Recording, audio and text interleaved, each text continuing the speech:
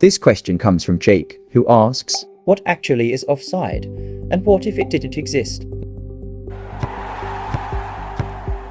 Let's skip the definitions for a second and go straight to the dangerous part. What if there was no offside rule? At first, it sounds great. More goals, more chaos, more just boot it forward and hope. But within about 30 seconds, football would completely fall apart. Here's why. Every team would take one player, walk them all the way up to the opponent's goal, and just leave them there. No running, no tactics. Maybe give them a snack.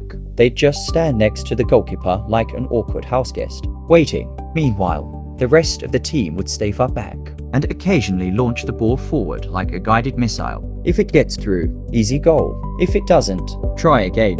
This is called goal hanging, and without offside, it becomes the entire sport. Defenders would be forced to stand on their own goal line permanently. Midfield basically disappears, and the game turns into a weird mix of long ball tennis and social distancing. So, we needed a rule to fix this. Enter offside. Here's the simple version. You can only be offside when your team has the ball, and only in the attacking half. So no, defenders can't accidentally offside themselves into existence. Now imagine a line across the field at the second to last defender. Not the last one, because that's usually the goalkeeper. The second one. Let's call this the invisible line of judgment. If you're past that line when the ball is played, you're in an offside position. But here's the twist. Being in that position isn't illegal. You're not offside yet.